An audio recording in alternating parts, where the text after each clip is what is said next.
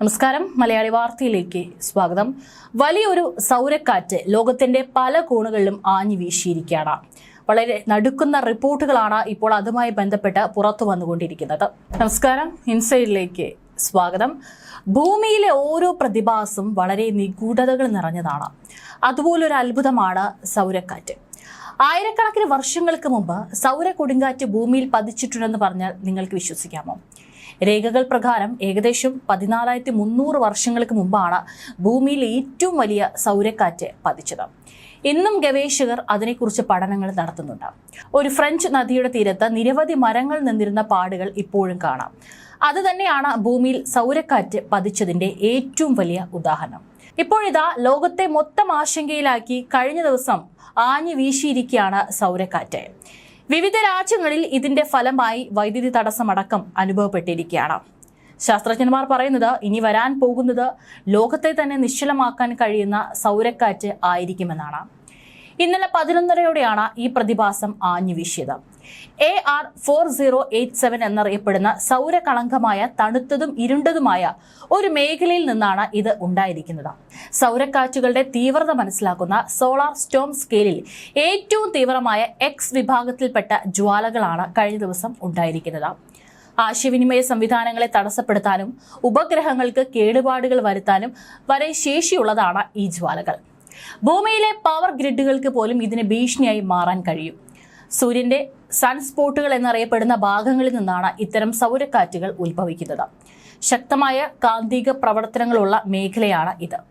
ഈ കാന്തിക ഊർജം ശക്തമായി പുറത്തേക്ക് വരുമ്പോൾ അവ പ്രകാശവേഗത്തിൽ ബഹിരാകാശത്തേക്ക് പ്രവഹിക്കുകയാണ് ചെയ്യുന്നത്. ഇവ ഭൂമിയിലേക്ക് എത്തുമ്പോൾ കൂടുതൽ അപകടകാരികളായി മാറുകയാണ്. ഇവയിൽ നിന്നുണ്ടാകുന്ന റേഡിയേഷന് റേഡിയോ സിഗ്നലുകളെയും മറ്റ് സാങ്കേതിക വിദ്യയെ ആശ്രയിച്ച് പ്രവർത്തിക്കുന്ന സംവിധാനങ്ങളെയും തടസ്സപ്പെടുത്താൻ കഴിയും. വരും ദിവസങ്ങളിലും കൂടുതൽ സൗരക്കാറ്റുകൾ ഉണ്ടാകാൻ സാധ്യതയുണ്ടെന്നാണ് വിദഗ്ധരടക്കം മുന്നറിയിപ്പ് നൽകുന്നത്. പ്രകാശവേഗത്തിൽ ഇവ ഭൂമിയിലേക്ക് എത്തുമ്പോൾ ഭൂമിയുടെ മുകളിലുള്ള അന്തരീക്ഷത്തെ കൂടുതൽ അയോണീകരിക്കാൻ കാരണമാകും. ഇന്നലത്തെ സൗരക്കാറ്റിന്റെ ഫലമായി യൂറോപ്പ്, ഏഷ്യ, മിഡിൽ ഈസ്റ്റ് എന്നിവിടങ്ങളിലെ ചില റേഡിയോ ഓപ്പറേറ്റർമാർക്ക് തടസ്സം നേരിട്ടിരുന്നു. ഈ രാജ്യങ്ങളിൽ പകൽ സമയത്താണ് സൗരക്കാറ്റുണ്ടായത്. സൂര്യകളങ്കം ഭൂമിയെ നേരിട്ട് അഭിമുഖീകരിക്കുന്നത് കാരണം അടുത്ത ആഴ്ച വീണ്ടും ശക്തമായ തോതിലുള്ള സൗരക്കാറ്റുകൾ ഉണ്ടാകാൻ സാധ്യത കൂടുതലാണ്. ഇന്നലെയും മിനിഞ്ഞാന്നുമായിട്ടാണ് സൗരക്കാറ്റുകൾ ഉണ്ടായിരിക്കുന്നത്. കഴിഞ്ഞ വർഷം മെയ് മാസത്തിലും സൗരക്കാറ്റുകൾ നേരിടുന്നതിനുള്ള മാർഗങ്ങൾ ചർച്ച ചെയ്യാനായി വിദഗ്ധരടക്കം ഒത്തുകൂടിയിരുന്നു. ഇവിടെ ഉയർന്നു വന്ന പൊതു അഭിപ്രായം അമേരിക്ക ഇത്തരം സൗരക്കാറ്റുകളെ പ്രതിരോധിക്കാനുള്ള സംവിധാനങ്ങൾ ഒരുക്കിയിട്ടില്ല എന്നായിരുന്നു. ഈ പ്രതിഭാസം ഭൂമിയിൽ ഒരുപാട് പ്രശ്നങ്ങൾ സൃഷ്ടിക്കുമെന്നാണ് 2 ദിവസം നീണ്ട ചർച്ചകൾക്ക് ശേഷം ശാസ്ത്രജ്ഞന്മാർ മുന്നറിയിപ്പ് നൽകിയത്. പ്രധാനമായും സാങ്കേതിക മേഖലകളെ ഇത് ദോഷകരമായി തന്നെ ബാധിക്കുമെന്നാണ് ഗവേഷകർ മുന്നറിയിപ്പ് നൽകുന്നത്. മെയ് 13-നും മെയ് 14-നും നാസ X1.2-ഉം X2.7-ഉം സൗരജാലകളാണ് കണ്ടെത്തിയിരിക്കുന്നത്. ഈ X എന്ന് പറയുന്നത് സൗരജാലകളിൽ ഏറ്റവും ശക്തിയേറിയതിനെയാണ് X ക്ലാസ് എന്ന് ശാസ്ത്രജ്ഞർ സാധാരണ വിളിക്കുന്നത്. മാർച്ച് 28-നും 2025-നും ശേഷമുള്ള ഏറ്റവും ശക്തമായത് എന്ന് തന്നെ വേണം ഇപ്പോൾ വീശിയ സൗരക്കാറ്റിനെ വിശേഷിപ്പിക്കാൻ.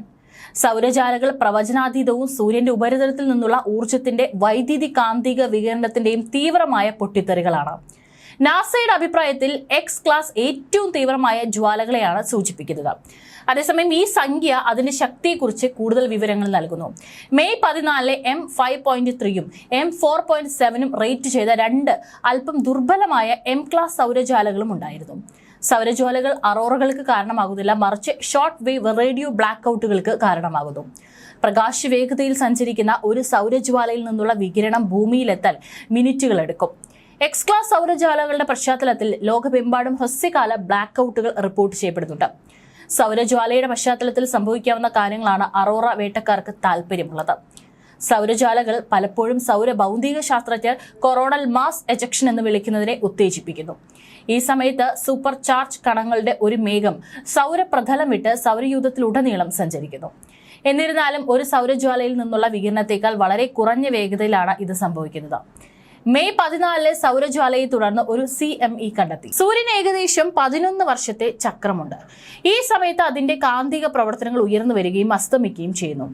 ഉപരിതലത്തിലെ സൂര്യകളങ്കങ്ങൾ, സങ്കീർണതയെ സൂചിപ്പിക്കുന്ന ഇരുണ്ട പാടുകൾ എന്നിവ എണ്ണുന്നതിലൂടെയാണ് അത് എത്രത്തോളം സജീവമാണെന്ന് അളക്കുന്നത്. പലപ്പോഴും സൗരജാലകളും CMEകളും ഉൽപ്പാദിപ്പിക്കുന്നുണ്ട്. നാസയുടെയും NOAAയുടെയും സോളാർ സൈക്കിൾ 25 പ്രവചന പാനൽ 2024 ഒക്ടോബറിൽ സൗര പരമാവധി എത്തുമെന്ന് പ്രഖ്യാപിച്ചിരുന്നു. എന്നിരുന്നാലും കൃത്യമായി തീയതി കുറിച്ച് വർഷത്തേക്ക് വ്യക്തമാകില്ല. ചില സൗര പരമാവധി കാലഘട്ടങ്ങൾക്ക് ഇരട്ട കൊടുമുടിയുണ്ട്. അത് നമ്മൾ ഇപ്പോൾ അടുത്തെത്തിയിരിക്കാം. സൂര്യനിലെ വലിയ പൊട്ടിത്തെറികളാണ് അതിശക്തമായ ഊർജ്ജത്തെയും വെളിച്ചത്തെയും അന്തരീക്ഷത്തിലേക്ക് പുറന്തള്ളുന്നത്. സൂര്യനിൽ നിന്നും ശതാബ്ദി വേഗത്തിൽ കുതിച്ചു നീങ്ങുന്ന താപകാന്തിക പ്രവാഹമാണ് സൗരക്കാറ്റ്. സൂര്യനിൽ കറുത്ത പൊട്ടുകൾ പോലെ കാണപ്പെടുന്ന സൗരകളങ്കങ്ങൾ എന്ന കാന്തിക മേഖലകളാണ് സൗരജ്വാലകളെയും സൗരക്കാറ്റുകളെയും ഉണ്ടാക്കുന്നത്. സൗരക്കാറ്റുകൾ അവയുടെ യാത്രക്കിടെ വാൽനക്ഷത്രങ്ങളിൽ നിന്നുള്ള ബാഷ്പീകൃത വാതകങ്ങളെയും ഉൽക്കകളിലെ പൊടിയെയും ഒപ്പം കൂട്ടാറുണ്ട്. ഇങ്ങനെ വരുന്ന സൗരവാതം ഭൂമിയുടെ ധ്രുവ പ്രദേശങ്ങളിൽ ധ്രുവദീപ്തികൾക്ക് കാരണമാകുന്നു. സൂര്യനിൽ നിന്ന് പുറപ്പെടുന്ന സൗരക്കാറ്റുകളിലെ വലിയ ചാർജുള്ള കണങ്ങൾ ഭൂമിയുടെ അന്തരീക്ഷത്തിലെ വായു തന്മാത്രകളുമായി കൂട്ടിമുട്ടുമ്പോഴാണ് ധ്രുവദീപ്തി ഉണ്ടാകുന്നത്. കാന്തിക മണ്ഡലങ്ങൾ സംയോജിക്കുന്ന ധ്രുവ പ്രദേശങ്ങളിലാണ് ഈ പ്രതിഭാസം സംഭവിക്കുക. സൗരക്കാറ്റുകളുടെ ശക്തിക്കും ഭൂമിയുടെ കറക്കത്തിനും അനുസരിച്ച് ധ്രുവദീപ്തി ദൃശ്യമാകുന്നതിലും ഏറ്റക്കുറച്ചിലുകൾ ഉണ്ടാകും. എന്നാൽ ഇപ്പോൾ കണക്കുകൂട്ടലുകൾ ആകെ തെറ്റിച്ചിരിക്കുകയാണ്.